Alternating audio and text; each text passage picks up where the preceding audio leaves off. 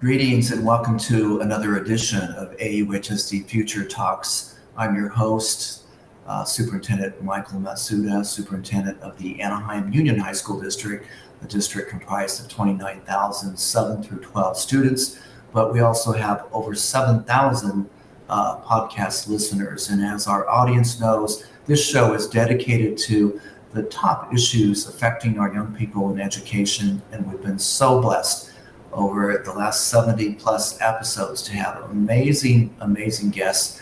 And today's guest is a professor of education at Teachers College in Columbia University. That's New York City. So across the country, we're so blessed to have Dr. Sabic-El-Rayess. Dr. Sabic-El-Rayess, welcome to our show. Thank you so very much for inviting me. I am very impressed with your amazing following, and I look forward to being one of those fans in years to come. I'm delighted to be here, and thank you for inviting me for this conversation. If you don't mind, I like to call our guests by first name, but that's Amra and Michael. How about that? That's perfect. Perfect. Okay, Amra, so you have quite a lived experience. I do want to give a little bit more information. Amra is an author of a very popular book called The Cat I Never Named, a true story of love, war, and survival. And she won the YALSA 2021 Excellence in Nonfiction for Young Adults Award. This book really reflects your lived experience, and I wanted to start there with sort of a little bit about you and your very unusual, amazing, traumatic experience raised in Bosnia. So let's hear some of your story, Amra. Sure. Thank you for asking that question. The Cat I Never Named is a book that chronicles my lived experience in Bosnia during the Bosnian genocide. I am ethnically Bosniak or Bosnian Muslim, a group that has been persecuted for their ethnicity for centuries in the Balkans or Southeastern Europe region. I was 16 in 1992 when my hometown of Bihać was besieged by the Serb military, and we were executed, bombed, raped for several years throughout the entire country. I am lucky to be speaking with you today, and the only reason I'm here today is because my hometown of Bihać was one of very few that was not overtaken by the Serb military, and therefore I didn't end up in a rape camp or concentration camp, but instead I came as an immigrant in 1996 to the United States, and since then have dedicated my life personally and professionally to advancing education to change the world, to make it a better and safer place for everyone who's in it. You know, I wanted to also note that you recently wrote an article in EdWeek. So we have a number of educators here that are very interested in this topic. It's titled The Scary Truth About Student Radicalization. It Can Happen Here. It's in the March 4th edition of EdWeek, just so our folks can really go in a deeper dive with what we're about to talk about. So let's go back to when you were 15, 16 years old in Bosnia. What do you recall about sort of the buildup to this ethnic genocide that occurred over several years, about the sense of otherness, being a Bosnian Muslim in this country?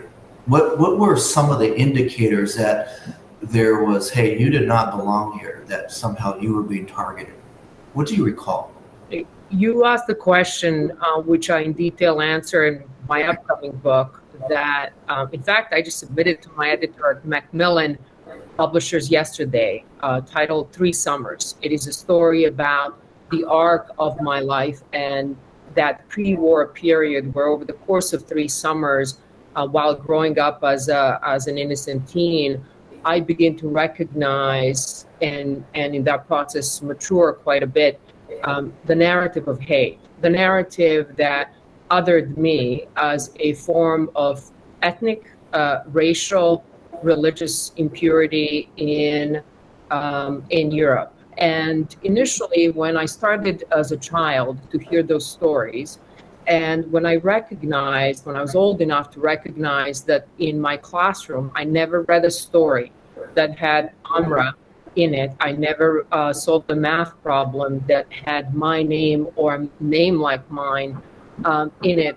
Once I recognized that I was absent in my own society, I also realized that that narrative of hate and consequent direct violence, extreme violence like genocide, war crimes, were actually made possible by the words and stories I heard told, whether in news, in the books, about someone like me. I was positioned in political narratives coming out of Serbia at the time as a form of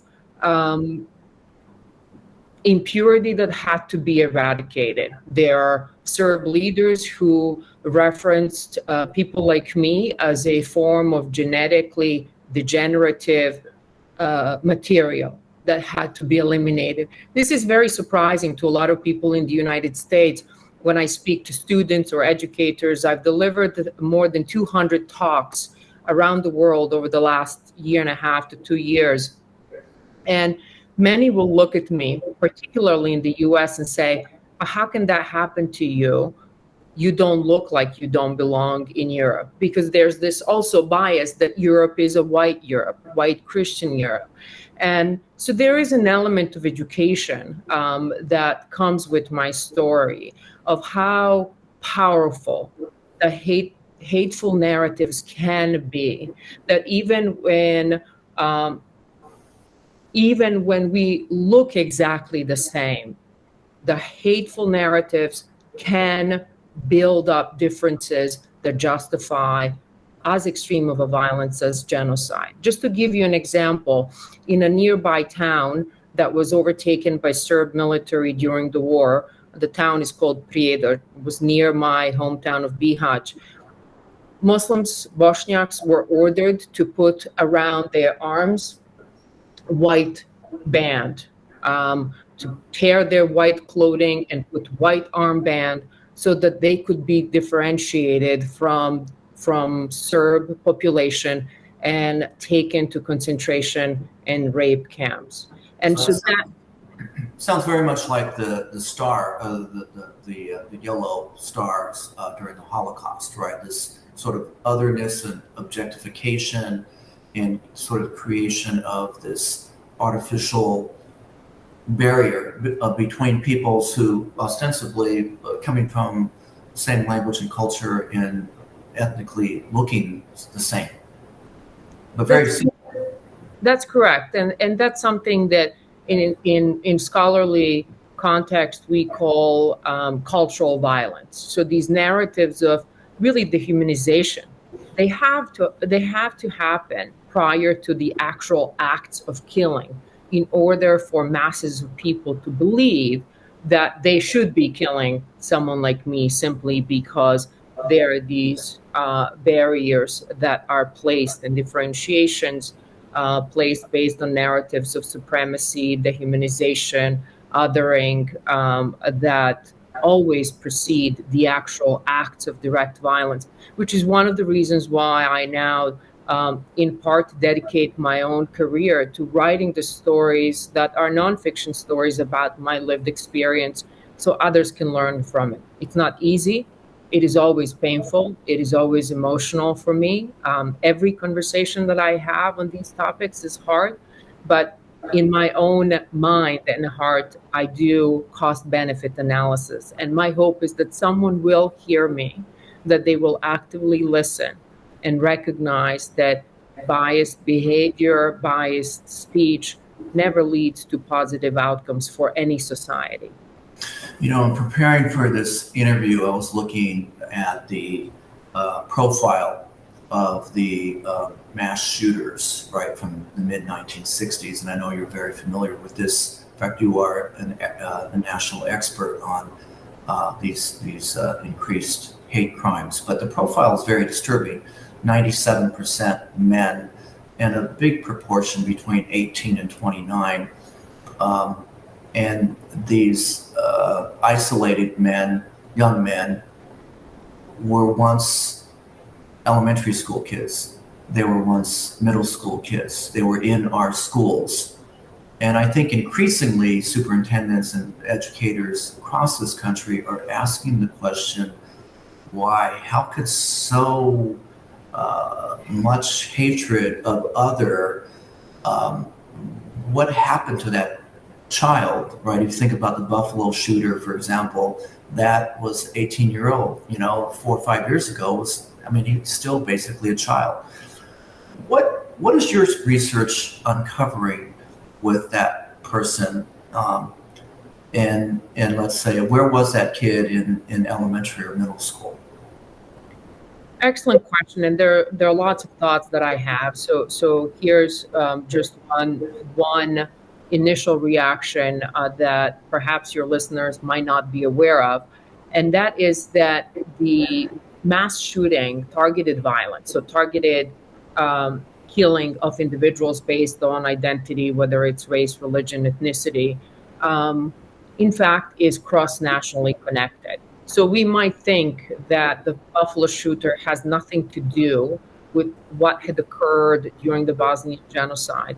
But in fact, the Bosnian genocide that I survived has become an inspiration for many who are engaging, particularly in the far-right forms of supremacy and white supremacy today in the United States and around the world. So the Buffalo shooter was inspired by the mass shooting in New Zealand a couple of years ago. But that shooter in New Zealand, in fact, played in the background while killing dozens of Muslims in 2 mosques.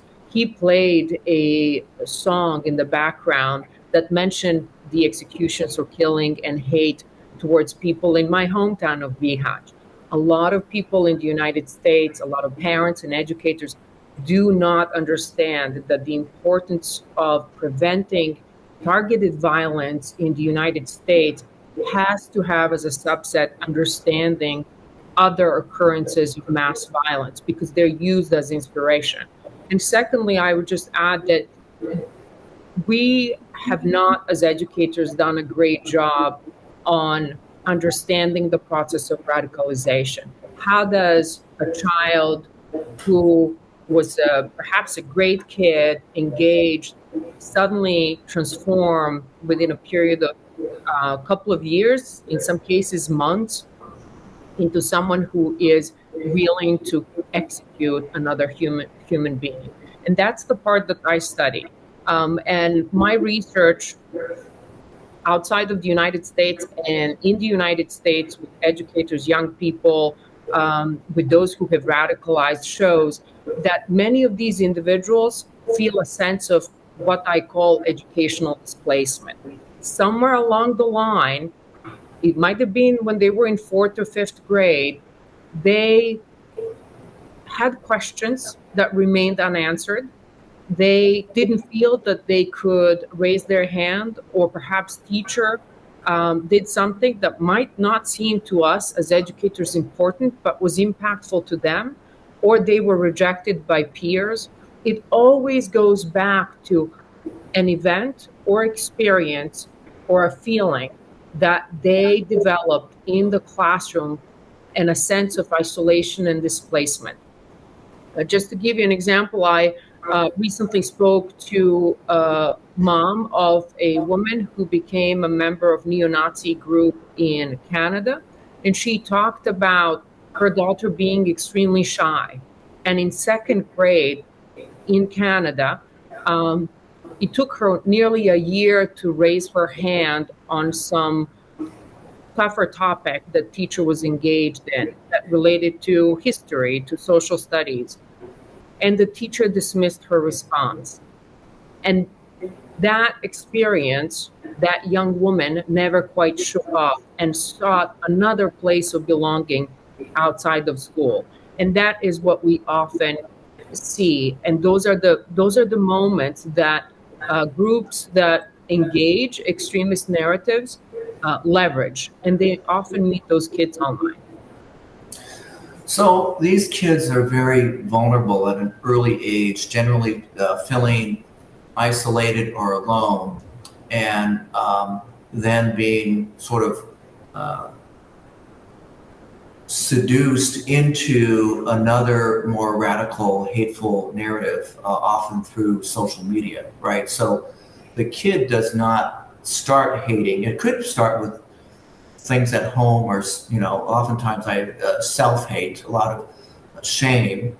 But it is a very complex process. But then definitely what your research has shown, though, there is an intention by social media, hate groups within social media, to pull those young minds, those young teenagers into that group. Could you explain how that's happening? Of course. So there are really two ways in which radicalization might happen. So educational, to give you a bit of a definition of educational displacement, it's this sense of not belonging and essentially in the classroom. So it's equivalent to someone being a refugee and being forced to look for another home in another country, in another community. In the same way, those individuals that we know who radicalize, they enter the path in that moment when they feel, it's not at the moment when they meet someone who's radicalizing them into extremist narrative online. It is at the moment when they no longer have a sense of belonging.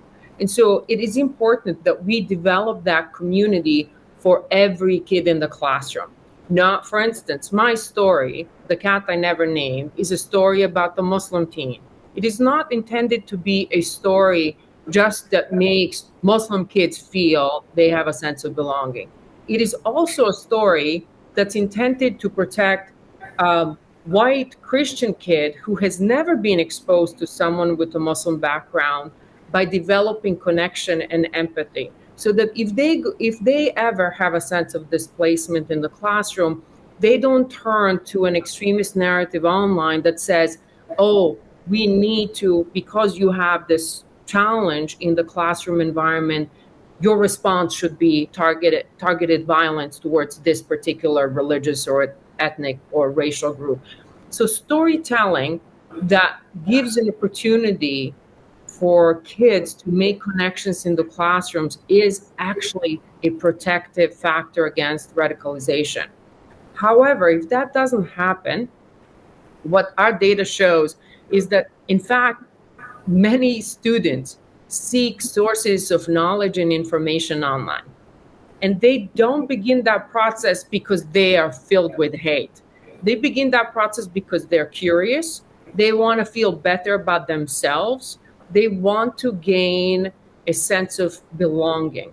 And in that process, as they begin to search where they can find sense of belonging, those who are recruiters, but in the minds of young people often become mentors or influencers or friends, they know how to leverage that sense of displacement. They know we failed in the formal education, and they give them that one-on-one, almost mentor-like relationship that they lack in the classroom. So this is a model that I developed, and for those who are interested, they can look at some of my work. They can look at the professional training program we developed called Reimagine Resilience.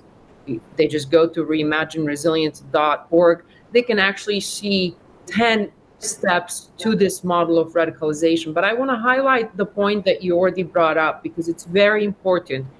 A lot of individuals, we can never say everyone, but vast majority, based on my research, do not enter this process of seeking belonging because they're hate-filled, or they want to ultimately kill a person at the end of that process.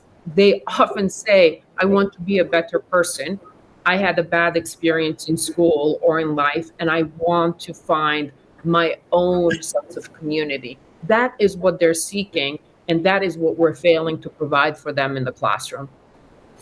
You know, it's amazing. You were quoted in this article that you wrote. You said, "We must reimagine education to meet our children's deepest needs and restore the primacy of teachers and schools as society's greatest assets."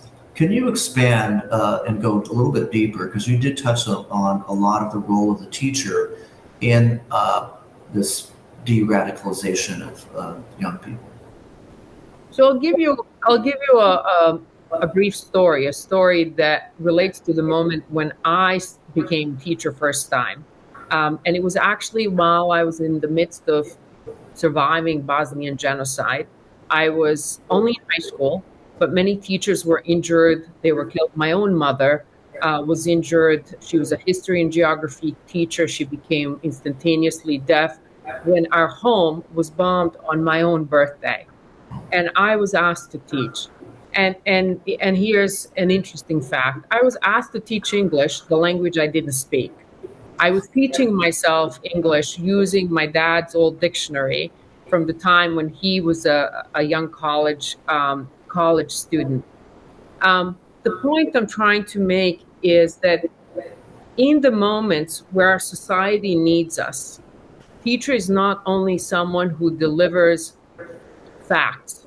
Teacher is someone that provides a connection to a young human being that is seeking inspiration to make a difference in the world.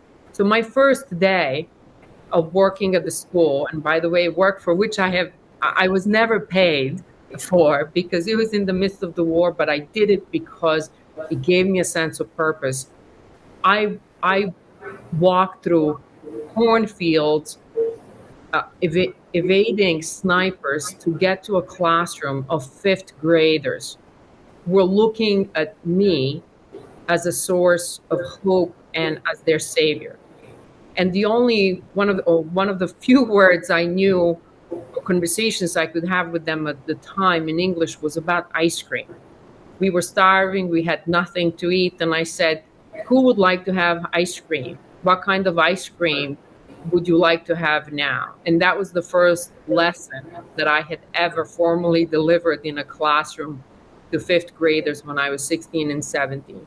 And I think sometimes with all the pressures that teachers have, particularly since the pandemic, we have forgotten, the policymakers, those who make decisions about what our education should look like, we have forgotten how important that relationship between teacher and student is. Because most students do spend more time in school than in any other social space that we provide for them today.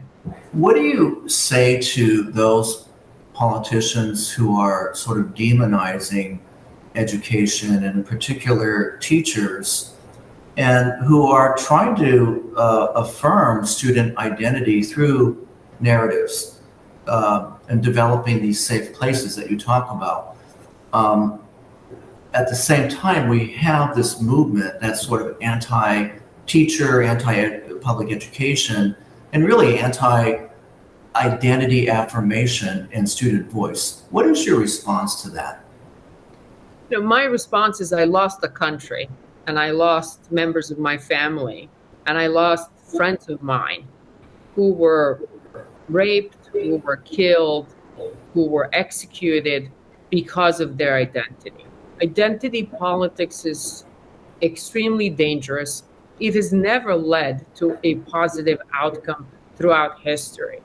And the disappointing part for me is that we as adults haven't learned that lesson, that we haven't learned the lesson that often politicians, and I really don't care where along the ideological spectrum in this country or anywhere else, but any politician that leverages identity to evoke fear of another group, to evoke hate, is setting up our society for long-term failure. And that is the reason why I decided to publish my story, The Cat I Never Named. It's not an easy story to share. At the same time, it's a beautiful story of resilience that I hope reminds Americans of what is at stake.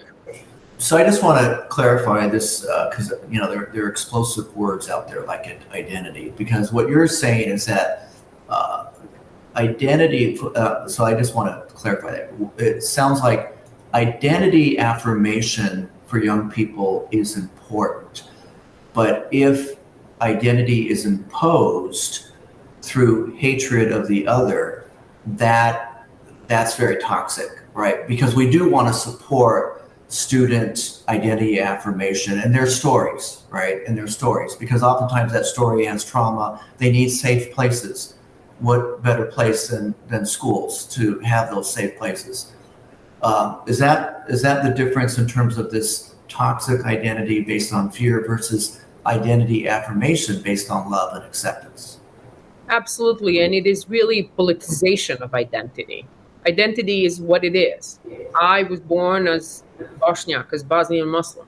I was born into a certain group, into a certain family, into a certain geography.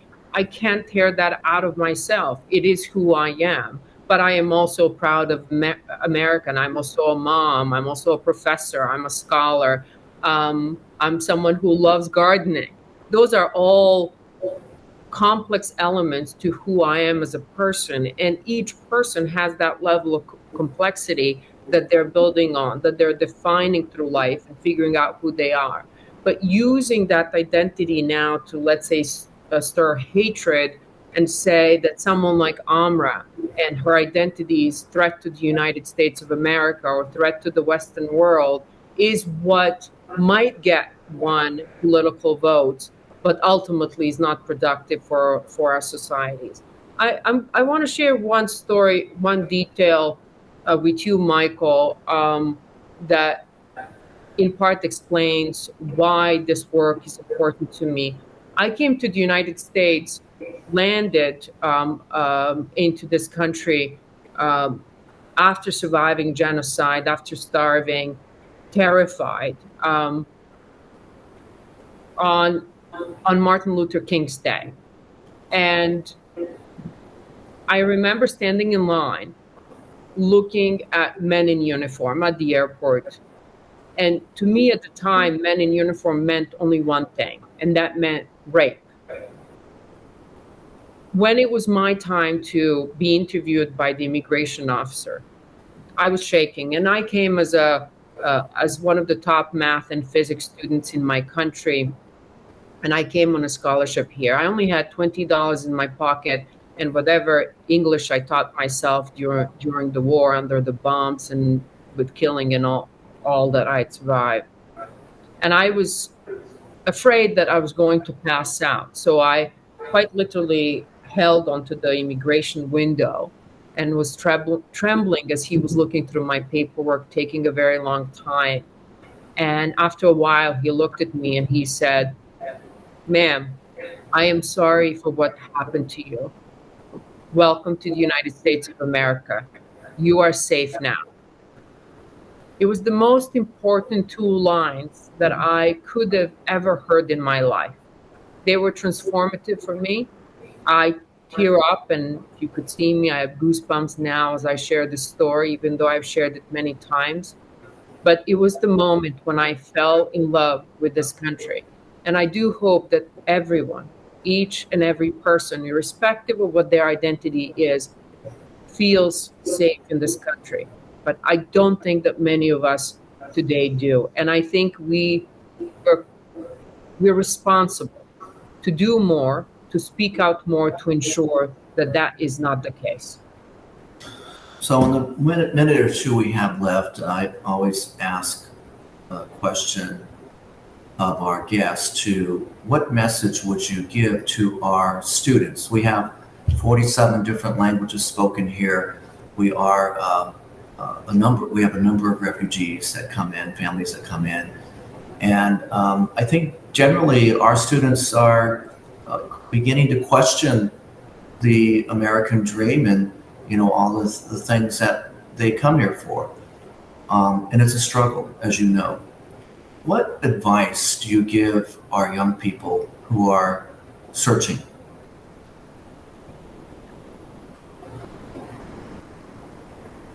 I can certainly empathize with young people who might have this feeling that I talk about of displacement or not belonging, or being looked at differently because of whatever feature to their identity.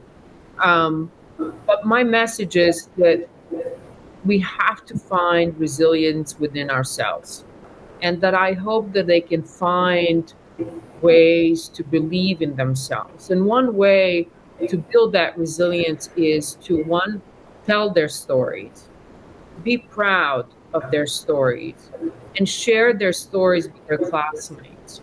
We should hear each and every story. We should respect each and every story. And in doing that, they will build resilience to hate. If someone reads, and there are many parents who've emailed me and said, "Oh, my child brought this book from school, The Cat I Never Named. I was interested in the cover and what cat has to do with genocide." And I'll leave that story for some other time. But parents who said, I took your book and wanted to read just a few pages. I knew nothing about Bosnia or where to find it on the map. And here I am midway through it, and I recognize so many parallels between what I might be experiencing or what my communities in America are experiencing and your story.